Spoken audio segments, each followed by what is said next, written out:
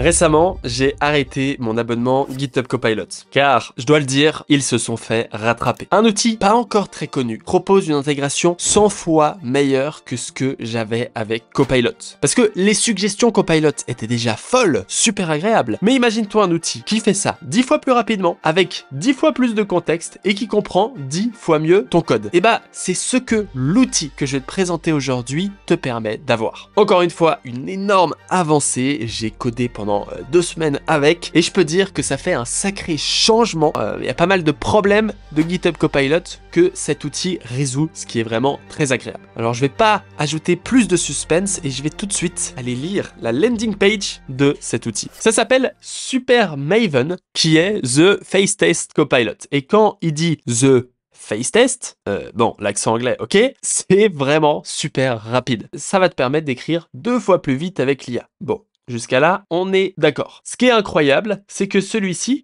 il va non seulement te répondre super vite, mais il va aussi lire et suivre les définitions qui sont à d'autres endroits dans ton code. Parce que il a un contexte de 300 000 tokens. Alors, si tu sais pas ce que ça représente 300 000 tokens, 300 000 tokens représentent environ 1 200 000 caractères. Et pour te voir un peu ce que ça fait 1 200 000 caractères, un livre a environ 300 mots par page, ce qui fait environ 1500 caractères.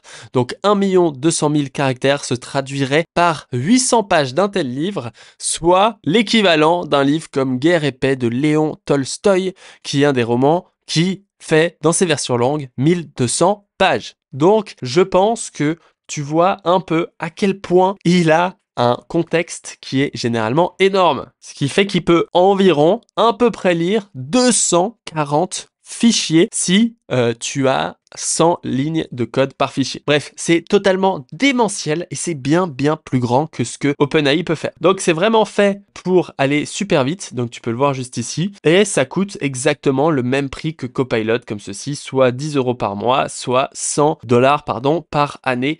Le dollar, donc 100 $ qui fait 91 €. Une fois qu'on a ces informations, eh ben, je peux venir t'expliquer un peu en quoi c'est mieux. Alors tu peux voir qu'ici j'ai 2 IDE. Quand tu vois cette ligne ici, en fait on est sur l'IDE Cursor que j'utilise maintenant au quotidien, et quand tu vois pas cette ligne juste ici, tu vois que je suis sur l'éditeur Visual Studio Code, et sur Visual Studio Code, eh ben, j'ai Copilot qui est actif. Alors que sur Cursor, j'ai Copilot ici qui est désactivé et j'ai Super Maven Pro qui est activé sur Codeline. Alors je précise que j'ai pas la version gratuite, mais je suis dans l'abonnement Pro parce que tu peux avoir 30 jours gratuits. En moins, tu peux tester un peu ce que ça donne. Pour ça, j'ai fait un exemple tout simple. Tu vois que ici, eh ben, j'ai Frequency Settings qui se situe à cet endroit-là et je vais pouvoir créer le code qui est ici. Donc, je veux créer une mutation. Et une mutation, ça utilise Use Mutation et j'ai besoin d'un code qui me permet de modifier. Alors ici, je vais faire un retour à la ligne et tu peux voir que déjà, on est sur quelque chose d'instantané. Il a déjà compris que je voulais une frequency mutation. Alors, jusqu'ici, il est presque en train de faire juste, parce que là, moi, je veux utiliser use mutation. Et ensuite, là, tu vois qu'il me propose un petit crochet. Et là, c'est assez incroyable, alors que j'ai ouvert les 2 IDE à l'instant et que j'ai pas fait de travail préalable. Déjà, il va super vite. Mais en plus, le code qu'il me propose juste ici, il m'utilise une méthode Update Notification Frequency. Et cette méthode Update Notification Frequency, eh ben, elle se retrouve dans ici subscribe.action, où on a ici Update Notification Frequency, qu'il a réussi à trouver. Il a réussi à déterminer comment est-ce qu'on utilisait AuthAction ici, qui est un des outils des serveurs Action Next.js. Il a réussi à l'utiliser correctement et il sait comment je code parce que je l'ai utilisé depuis 2 semaines, je t'ai dit. Donc il a déjà eu pas mal de données sur ma codebase, ce qui fait que ici, il a fait exactement ce que je fais d'habitude. Alors généralement, j'utilise des toasts, mais c'est pas très grave. Et donc, tu peux voir que ici, il m'a créé un code valide. Et il n'a pas utilisé l'historique GitHub parce que tu peux voir qu'ici, j'ai supprimé le fichier. J'en ai recréé un avec un autre nom pour qu'il ait l'impression que ce soit un nouveau fichier. Alors là, on peut voir que le test a été super réussi pour Super Maven. Et maintenant, je vais te montrer qu'est-ce que ça donne avec Copilot afin d'être un peu angoissé. Alors ici, je vais faire un retour à la ligne et tu peux voir que déjà, le temps pour avoir un code est beaucoup plus lent. Et il est accessoirement faux. Donc ici, je vais écrire const frequency mutation est égal à use mutation, et donc là, je vais directement l'arrêter. En faisant cette parenthèse, tu peux voir que déjà, c'est plus lent, et ici, il répond n'importe quoi. C'est n'importe quoi, la réponse qu'il me donne est fausse, et totalement fausse. Le pire, c'est qu'il n'arrive pas à comprendre la dernière version de ici React Query où il faut utiliser un objet. Et donc là, on va le laisser réfléchir, on voit que c'est super long, et qui me propose une mutation fn avec notre mutation d'ici.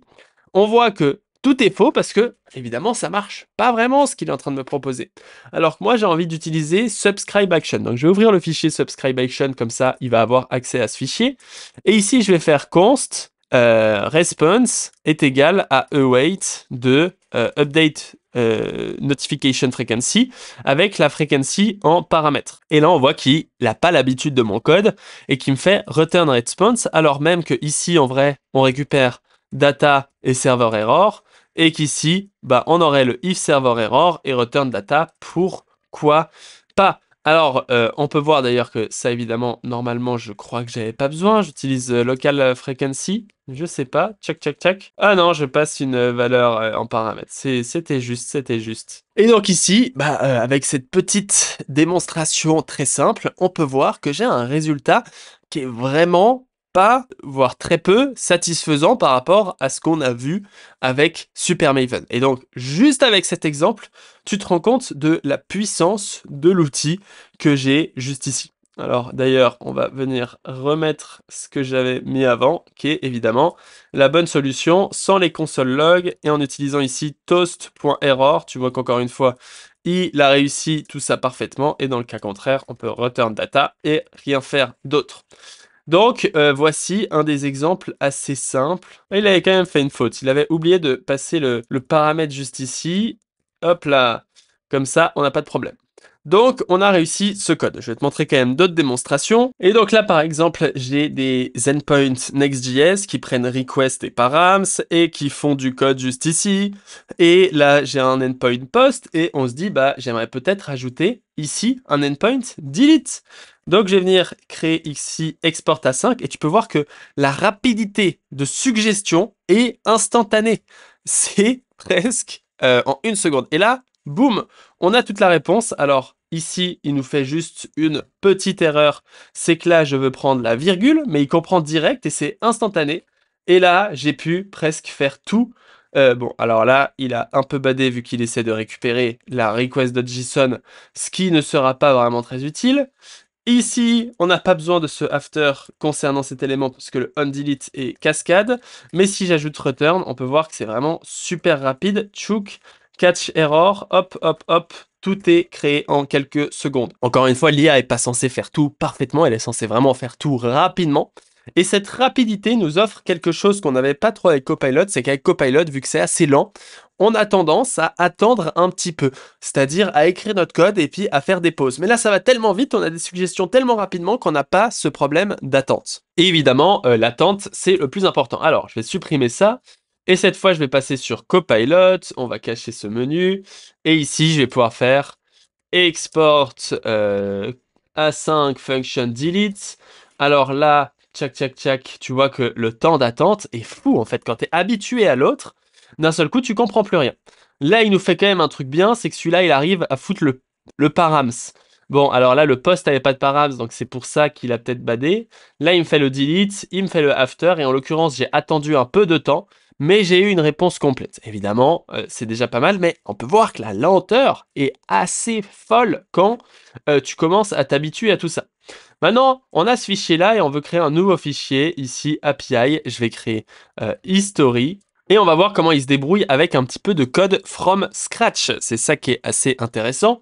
Et donc ici, je suis avec Super Maven. Et donc là, je veux créer une export A5 function. Non, j'ai pas envie de créer get, j'ai envie de créer post qui prend request, qui prend la data. Et là, en l'occurrence, il m'a un peu halluciné. Const history await prisma. Tchac, tchac, tchac. Il faut quand même que j'importe prisma. Ici, je vais prendre data avec data, data. Et ici, on va foutre ici data.data, c'est pas grave, on imagine des données. To-do ID, Hop, est-ce que les données sont suffisantes? Ça suffit. Et là, je peux return new response json.stringify. Et là, en l'occurrence, le header, c'est pas forcément utile. Et en fait, je peux faire new next response. Ah non, je peux juste faire next response. Alors là, tu vois qu'il n'a pas non plus assuré, mais c'est pas très grave. Export A5 function.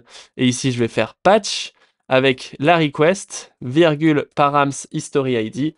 Je récupère le history ID et je viens update le ID history ID qui est évidemment pas un, enfin qui est évidemment un number, chouk. Et je viens update la data et le to do ID. Ok. Alors voici pour History, donc tu vois que ça va vraiment vite et qu'on attend vraiment rien. Si ici je supprime le fichier, que je vais sur Copilot et que je fais la même chose avec ici History ID de root.ts, encore une fois j'ai les mêmes fichiers ouverts, export A5 function, ici je vais faire, bon il me fait la même chose, hein, le post, avec ici la réponse, et là en l'occurrence on voit qu'il a un petit hack. Et là, il le fait mieux. En l'occurrence, c'est qu'il lit vraiment le fichier d'avant et il a copié tout le code qu'on avait avant. Donc, malgré tout, bah, il propose quelque chose d'assez bien, mis à part le after, qu'en l'occurrence, on n'a pas besoin. Et bon, il est un peu con parce qu'il m'a quand même créé ce con, un to-do au lieu de me créer mon historique. Hein. Donc ici, data et to-do ID. Et là, il faut que j'update history, data et to-do ID. Bon, sinon c'est pas mal. Et puis là, donc si je pense que si je veux créer le patch, il va normalement être pas mal doué. On attend juste un petit peu. Et là, il propose l'update de l'history avec message timeout.